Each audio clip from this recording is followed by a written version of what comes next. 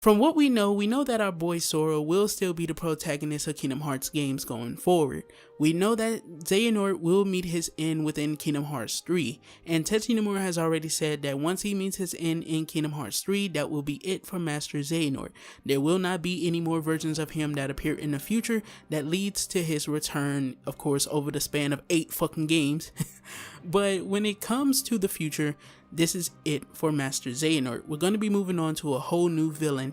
However, I do feel like Master Xehanort will go out with a bang, and today's discussion is, what will Kingdom Hearts' world be like after Master Xehanort and the events of Kingdom Hearts 3? So Kingdom Hearts 3 is shaping up to be the magnum opus of everything that Tetsuya Nomura has been circling around with the story of these 8 fucking games that we have thus far. And when it comes to Xehanort's goal, I feel like it's damn sure important that you bring this up and you keep it in mind when you're having this discussion. I've seen a lot of people talk about Xehanort's goal, and some people believe that his goal is to bend the will of every living being to his will, meaning of course infect the whole universe with his heart through Kingdom Hearts, which I guess you could say is kind of understandable due to, of course, maybe it's a misinterpretation from what is said in Dream Drop Distance. And then you have people who think he also wants to just envelop the world in darkness and leave it like that and, of course, destroy everything. But that also isn't the case. You see, Master Xehanort is a man who seeks knowledge, and one of the things that he's always wondered is what truly makes light and darkness different. What makes them different? There are 2 different sides of a spectrum. Darkness invokes fear in people, but what truly makes them different? So much so that he even went against the wishes of his master and didn't don his Keyblade armor while traversing the universe. So during that time, he actually got close to the darkness, and this is why we see him be as strong as he actually is within, of course, the events of Kingdom Hearts Birth by Sleep. This is why we know he's as strong as he is in the events of Dream Drop Distance. It's crazy this dude is that strong. However, even though he's that strong, the end goal that he has is actually to put the universe in equilibrium, as equilibrium has been something that hasn't been a part of the Kingdom Hearts universe apparently, and no one exactly knows what happens if you put the universe in equilibrium.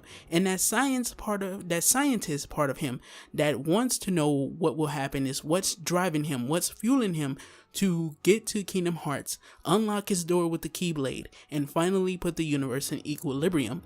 Now, we know from text and we know from, of course, the lore that back in the day, the Kingdom Hearts world was all one big world. This is the world that potentially we see in Kingdom Hearts Union Cross, or within Kingdom Hearts, of course, back cover. So with that potentially being the world, one detail that we have from that exact world is that, of course, when the worlds were all one big world, they continuously waged war. This was apparently the original version of the Keyblade War, and I'm wondering if they retconned it to reshape, of course, the story that we have now, as they've never mentioned, of course, the idea of people going to war endlessly within any of the key versions of the game. So, of course, this wasn't mentioned in the PC version, this wasn't mentioned in Unchained, nor is it mentioned in Union Cross, and if it does come to be real, of course, Kingdom Hearts X Trace potentially won't mention it either. However, if Xehanort reaches his end goal and putting the universe at equilibrium brings all of the worlds back together, then this makes me wonder one big question. Will gameplay change within Kingdom Hearts 4 or Kingdom Hearts 3.1, whatever is going to come right after Kingdom Hearts 3? Will that mean that gameplay will change and we'll potentially have a world that's one big world that will be now an open world space?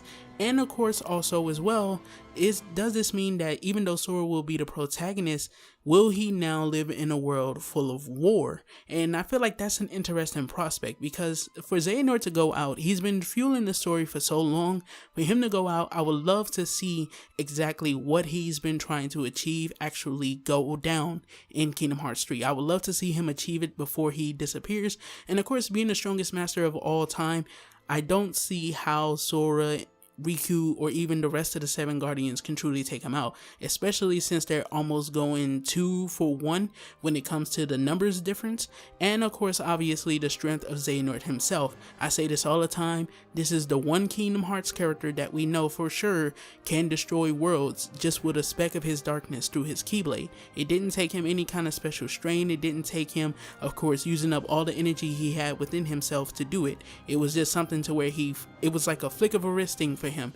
And obviously if it comes to that point, I can see him pulling that out against Sora and of course the 7 Guardians. And I would love to see exactly what it is that happens if he puts the universe in equilibrium.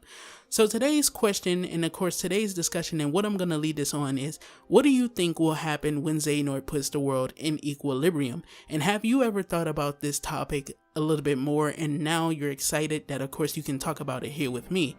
This has been your boy Amaziah. Don't forget to do a little A-class gaming, and everything you do, don't forget to keep it A-class. Check out my Kingdom Hearts Road to Kingdom Hearts 3 series, and I'll catch you guys in the next one. Peace the heck out.